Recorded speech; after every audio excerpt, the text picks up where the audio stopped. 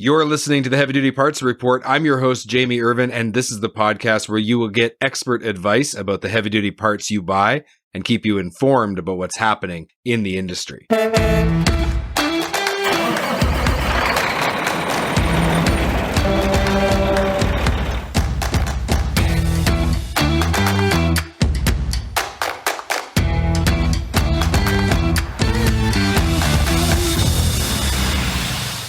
This episode is sponsored by Full Bay. If you own or operate a heavy-duty repair shop, you should check out this game-changing cloud-based solution. And you really can have it all. Efficient techs, faster invoicing, better inventory tracking, and more time with your family. To learn more, go to fullbay.com/HDPR. That's fullbay.com/HDPR today.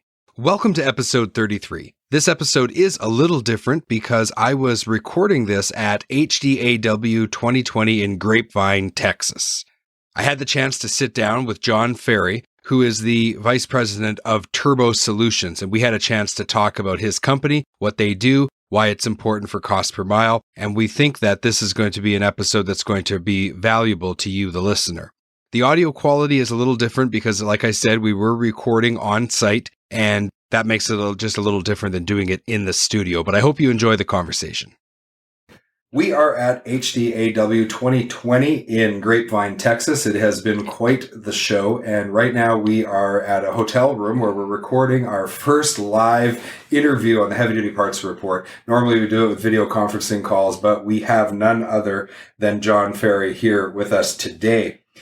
Now, when we think about the company that John works for, I think about turbos, and I guess today's a little bit of turbo talk.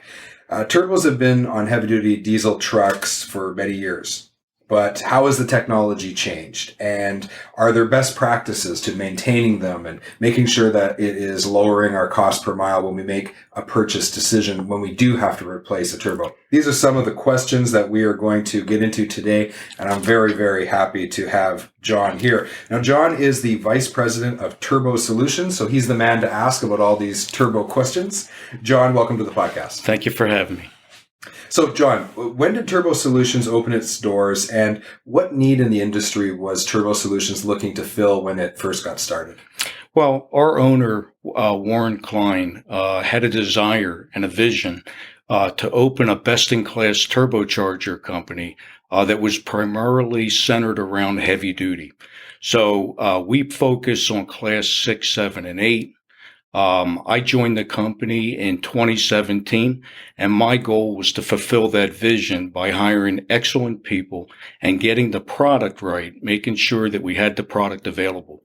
We don't sell to the general public. We don't sell retail. Our goal is to sell through distribution, and we have set up a network of independent distributors around the country, really best-in-class distributors that actually carry and service their marketplace with our product.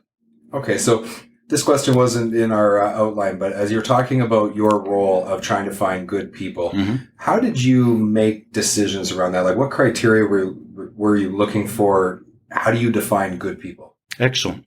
So to me, good people, after 35 years in the heavy-duty business, you don't always find people that know everything about the truck parts and the components. What I look for are smart people, and smart people that have heart. They want to separate themselves from other employees. They want to be the best at what they do. And if you give them the proper leadership, they usually don't disappoint you. And I could not say that better myself. That's excellent. So when we think about turbos in the last 5 years, the heavy-duty industry, I think that's been one of the themes at this year's show at HDAW is that change is in the air. Yeah. Things are changing. What is changing with turbos in the last few years? Well, I'll tell you, it's really been the last 12 or 13 years. Because with the emissions change in 2007, turbochargers changed into what they are today. Rather than provide power and torque, turbochargers are part of a very complicated engine aftertreatment. And the fact of the matter is that the VGT turbos of today drive emissions. So that's been the biggest change. Okay. Okay, so I think emission control has just probably been the thing that has impacted the industry the most in the last 10 years. Absolutely. Yeah, wow. When it comes to what products you sell, now from a little bit of research on Turbo Solutions, it doesn't take you too long to figure out that you do new and reman. I'd love to hear about that reman process. Now, just to give a little backstory, I started in the industry in 98 right out of school at a remanufacturing plant that did pneumatic controls. So I remember that process and what that shop was like. I'd love to hear about yours. Well, I've been associated with the remanufacturing business for many, many years.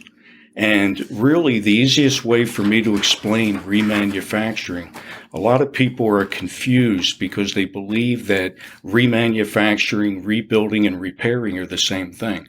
When I talk to customers, the number one thing that I point out to them is you cannot be a remanufacturer if you don't do 100% disassembly.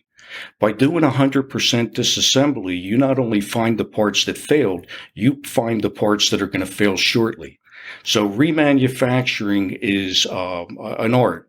And to be able to consistently have a dedicated process to bring a component back to OEM quality is really different than simply rebuilding or repairing. Right. So I think of when we were doing pneumatic controls, a repair would be where you took maybe a cover off of a valve and replaced one O-ring, put it back and out a door. That's a repair. That's a very good example, James. Yeah. And a reman, when we did reman, we actually would have to do short run machining on parts because parts were maybe no longer available or they were damaged.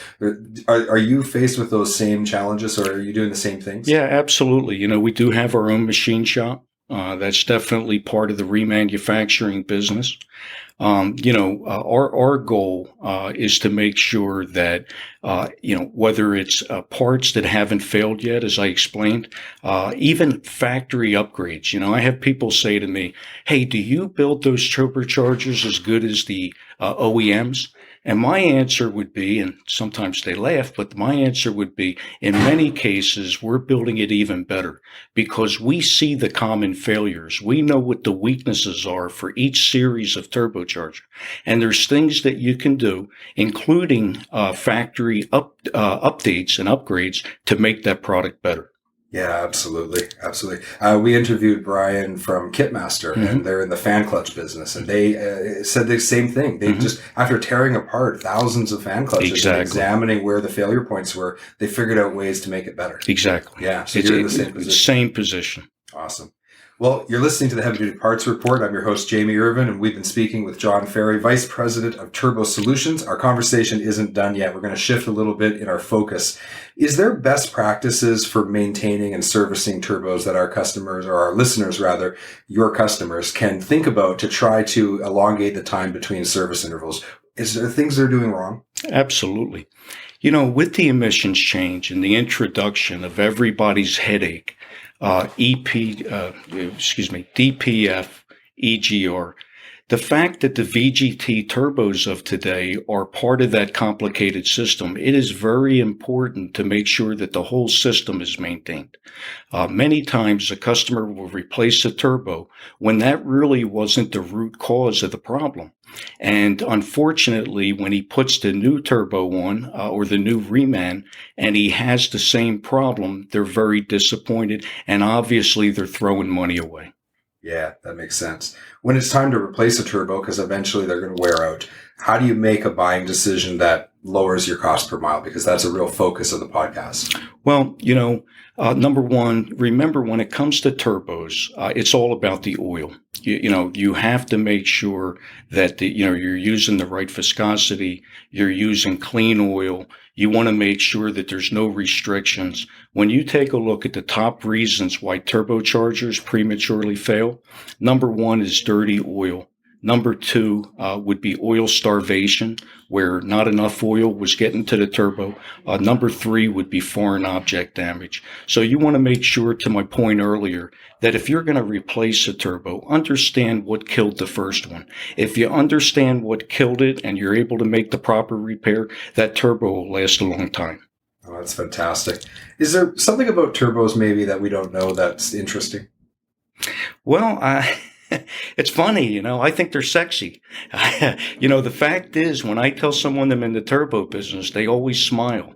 And I don't know if it's because maybe they had a hot rod Camaro or whatever it is, but, the whole thing about speed and performance always makes people smile and happy to talk about it. But, it's a great business. And the fact of the matter is that, at this point in my career, when I go to work every day and I see the young people that are coming into our business, into our company, and how excited they are about making sure that we're successful, it's very rewarding, even more than my paycheck. Wow. But you still want a paycheck. I still need the paycheck. The wife would get mad. Fair enough. Let's just conclude our conversation with, is there one thing that you just want listeners to take away from today's conversation? What's the one thing they need to remember? The one thing that I would tell them is, and I've said it a couple times, don't think about turbos the way they were prior to 2007. Think about the way that they are now. The fact is that a turbo today on a Class 8 truck is going to spin at 120,000 RPMs. At that speed, any introduction of foreign matter and any problems that deal with lubrication is going to kill that turbo. Be aware of that. Fantastic. You've been listening to the Heavy Duty Parts Report. I'm your host, Jamie Irvin, and we've been speaking with John Ferry, Vice President of Turbo Solutions. John, thank you so much for being on the podcast. Thank you for having me. Well, that was my discussion with John Ferry of Turbo Solutions. I enjoyed it. It was great to meet him at the show. If you'd like to learn more, go to tsreman.com. Links are in the show notes for you to check out. That's tsreman.com. Have you subscribed to the podcast yet? Go to heavydutypartsreport.com today to subscribe to the podcast, and don't forget to give us a 5-star rating and review on the podcast player of your choice. I'd like to remind everyone to focus on cost per mile over purchase price, and let's keep those trucks and trailers rolling.